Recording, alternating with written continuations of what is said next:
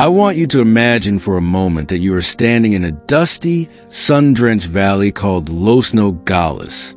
Before you stretches a high chain-link fence, a physical scar across the landscape that does far more than divide the earth.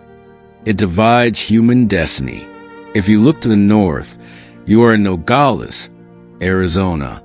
Here, life follows a predictable, prosperous rhythm. The average household earns about $30,000 a year.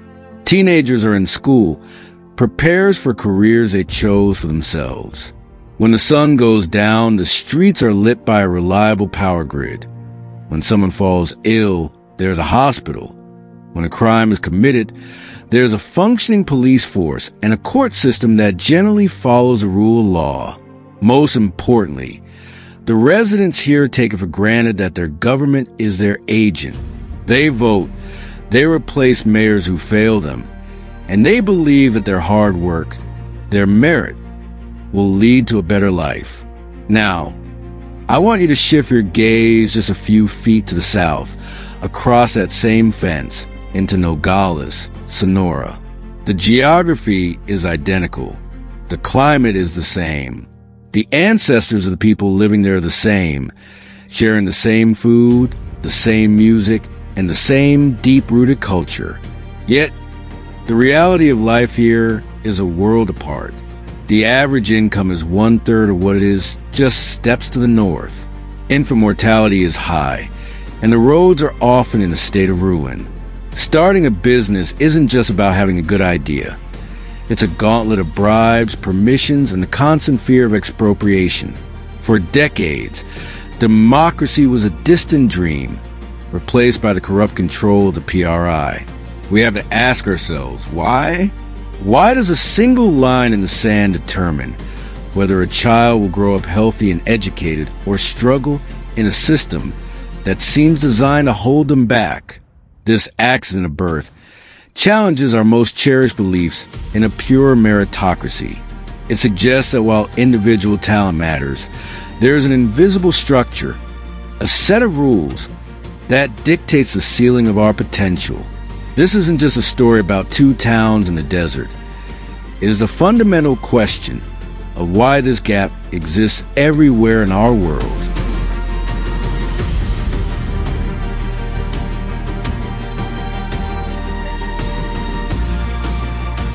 When we try to explain why some nations thrive and others fail, we often reach for comforting myths. These explanations are popular because they feel intuitive, but they are actually shields that protect us from a more complex truth. The first of these is a geography hypothesis. We look at a map and notice that many poor countries are in the tropics, while rich nations are in temperate zones. We tell ourselves that perhaps the heat makes people less productive, or that tropical diseases like malaria are an insurmountable hurdle. But history tells a different story. Before the Europeans arrived in the Americas, the reversal of fortune was striking. The most sophisticated, wealthy, and technologically advanced civilizations, the Aztecs and the Incas, were located in the tropics, in Mexico and Peru. Meanwhile, the areas that would become the United States and Canada were inhabited by civilizations with far less centralized power or technology. If geography were destiny, the map of wealth today would look exactly the opposite of how it does. Then there's the culture hypothesis, the idea that some people simply have a better work ethic, or that certain religions are more conducive to success. We hear suggestions that Latin culture is somehow inimical to growth. But again, look at Nogales. The people on both sides of the fence share the same culture and the same values. Look at North and South Korea.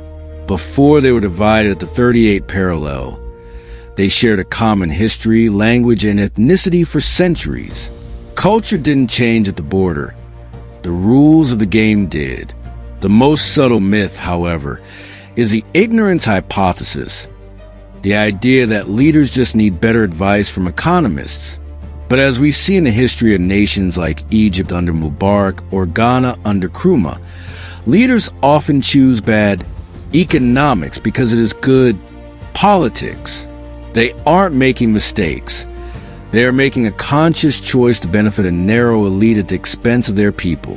When a leader builds a mango canning plant in a region that grows no mangoes, as happened in Ghana, it isn't because they are ignorant of supply chains. It is because that project buys political loyalty. Once we realize that poverty is often a calculated political outcome, we must stop looking at the weather and start looking at the institutions that govern us.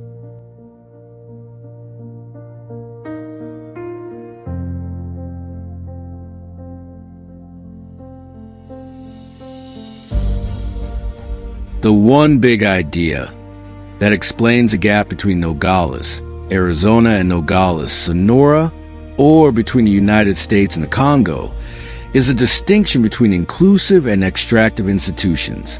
This is the primary driver of human history.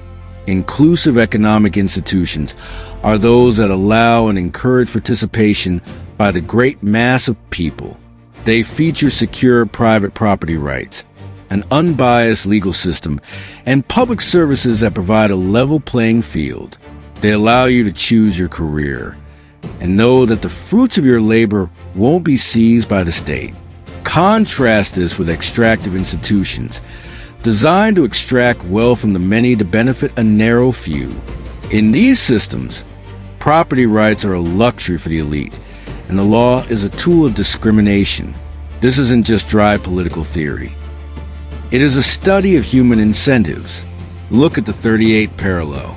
In South Korea, the state supported a market economy where teenagers could study hard, knowing their innovation could lead to success at companies like Samsung.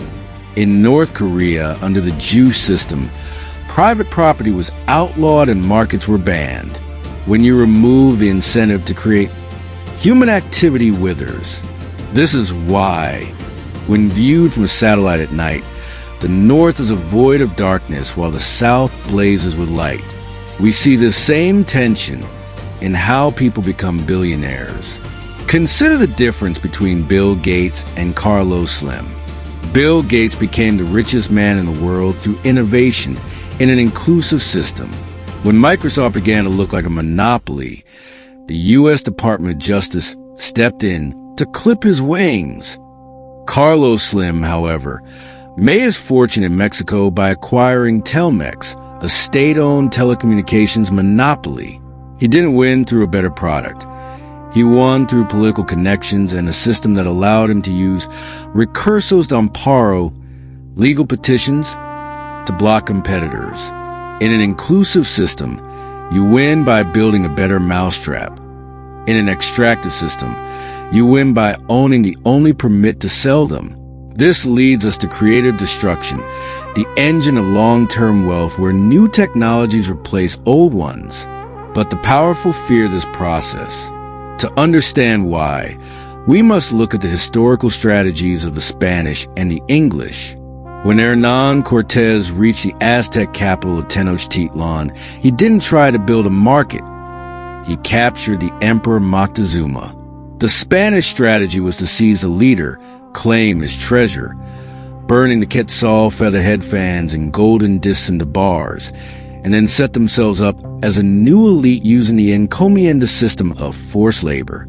Later, in Peru, Francisco de Toledo moved entire populations into reductions to feed the silver mines of Potosi through the Mita system.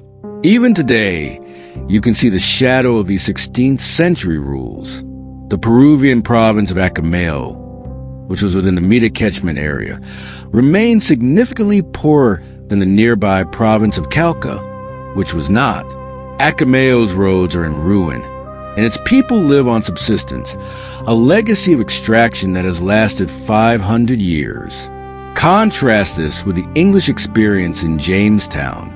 The English arrived in 1607 with the same Spanish playbook. They wanted to capture the local king, Wahansanakak, and force the indigenous people to feed them. But the North American population density was too low, barely 3/4 of a person per square mile compared to 400 in the Andes. The starving time in Jamestown was so brutal that colonists resorted to cannibalism, with only 60 of 500 surviving the winter of 1609. The Virginia Company tried to impose draconian laws, even threatening death to those who ran away to live with the Indians. But it failed because the colonists had an exit option, the vast frontier. To make the colony viable, the elite eventually had to give the settlers incentives, land and a say in their own government. This was the birth of inclusive institutions in America. It wasn't that the English were better people. They simply couldn't get away with being extractive. In the Kingdom of Congo, meanwhile, the elite found it more profitable to capture and sell their own people as slaves than to invest in plows or literacy. They chose their own power over the prosperity of their nation, proving that the powerful will always block progress if it threatens their control.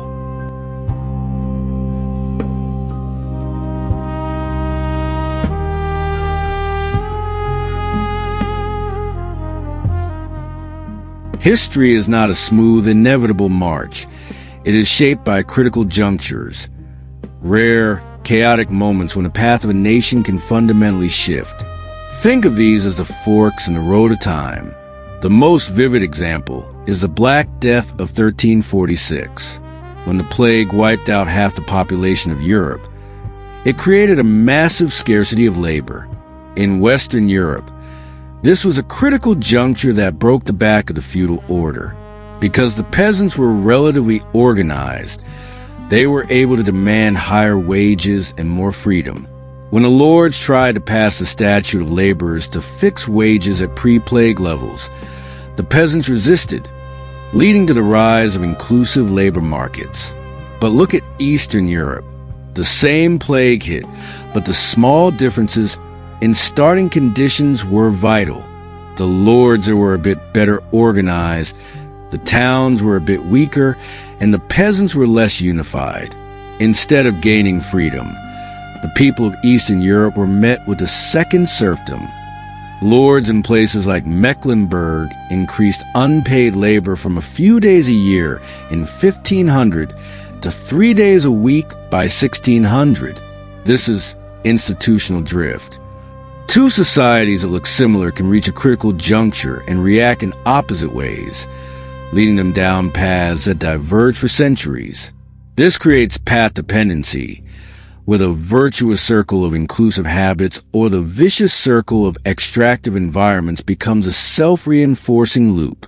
In England, the Glorious Revolution of 1688 limited the king's power and allowed innovators like James to trust that their fire engines would belong to them, not the crown. In the East, the grip of the elite only tightened, stifling the very possibility of an industrial revolution.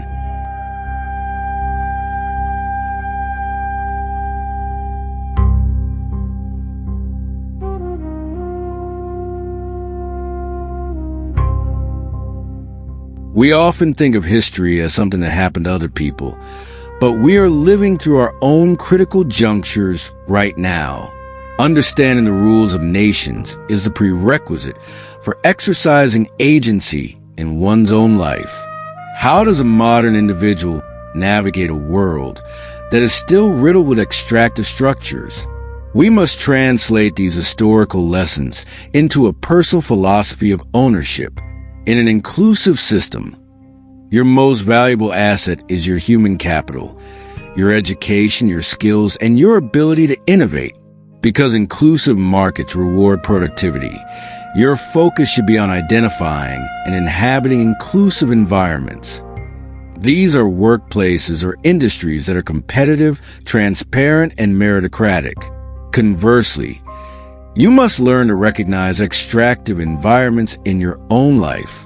An extractive workplace is one where power is narrowly concentrated, where who you know matters more than what you do, and where the leadership thrives on stagnation of the employees.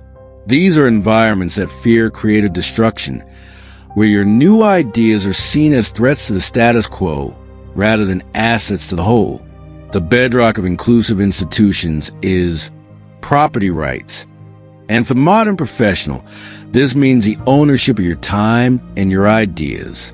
In an extractive relationship, someone else is claiming a right to the value you create without a fair exchange.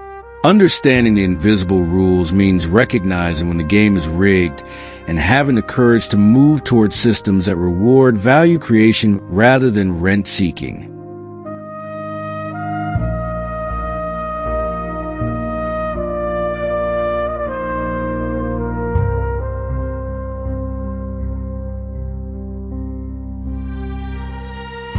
As we look back at the fence in Nogales or the dark expanse of North Korea, it's easy to feel a sense of despair.